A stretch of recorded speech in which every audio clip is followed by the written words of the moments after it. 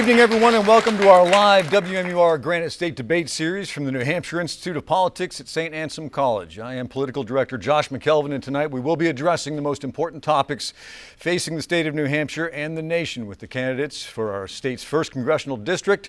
We have independent candidate, businessman Sean O'Connor, Democratic challenger, former U.S. Congresswoman Carol Shea Porter, and Republican incumbent Representative Frank Ginta. Let's have a quick look at tonight's format. Questions will come from the moderator and our panelists, and each candidate will have 1 minute to respond.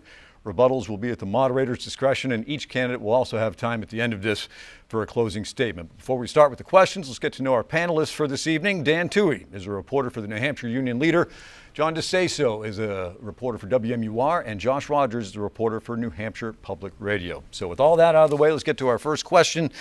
I'll start things off. We're going to start with a question that has to be asked in this first congressional district because it has been a revolving door. Now, this year, New Hampshire voters sent a clear message for change when they voted for Donald Trump and Bernie Sanders in the primary. And for the first time in a generation, every daily paper in the district that is endorsing has backed the independent, Mr. O'Connor. Representative Ginta and Shea Porter, this office has been held by one of you for 10 years now. We're going to start with you, Congressman Ginta. You've called yourself a political outsider in this race, but your resume includes titles of state rep, alderman, mayor, obviously congressman. How is that not the definition of a career politician? Well, I think here in New Hampshire we have a tradition of public service, and that is exactly what I've dedicated the last several years of my life to. After I started my business, I got involved in New Hampshire public service by being a state legislator, earning $100 a year. And then I was interested in running for alderman in the city of Manchester, focusing on the needs that we had in the city. And that took me to run for mayor, where I focused on cutting taxes, cutting spending, cutting borrowing, making Manchester one of the safest cities again in northern New England, and was rated one of the best managed and greatest cities to live in while I was mayor. And I've taken that public service to Washington. I'm in my second term. My opponent, Carol Shea Porter, has been running since 2005.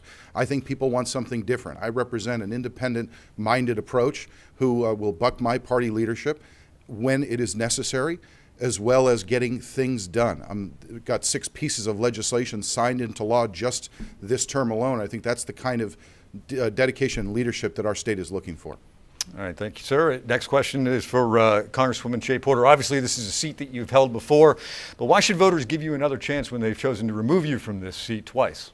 Well, first, let's talk about this district. To put it in context, this district is only 26% Democratic, 34% Republican, so they have an 8-point jump on us, and 40% independent. So if we turned out every single Democrat, we would not be able to win. So independents are very important here. Now, there's no statute of limitations on caring about people, and I do care about people. I grew up in a 3-generation family, and I understand what it's like for older people. I watched my mother care for that generation, and we cared for my mother and father. I understand the challenges and the great beauty and joy that our state offers to all of us.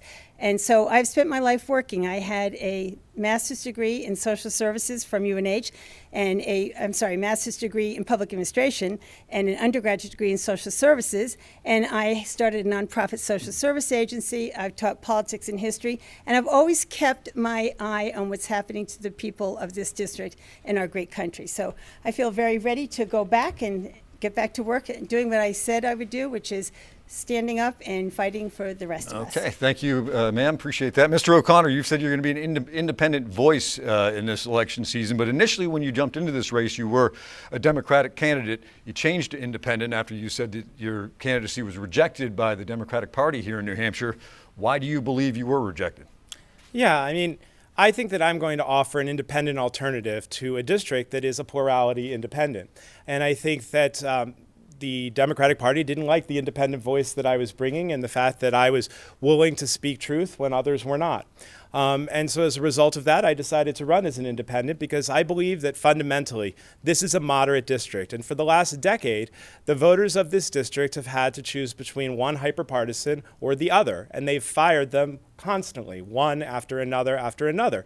And I think that the voters are ready for a change. They're ready for someone who's going to match the values of this district, someone who understands fiscal responsibility, which I learned in business school and in building my own successful company, but they also want someone who adheres to the live free or die atmosphere and values that we all share, which is that we're not going to get involved in other people's private lives. And I believe that that's what I have to offer, and that that's what this district is looking for today.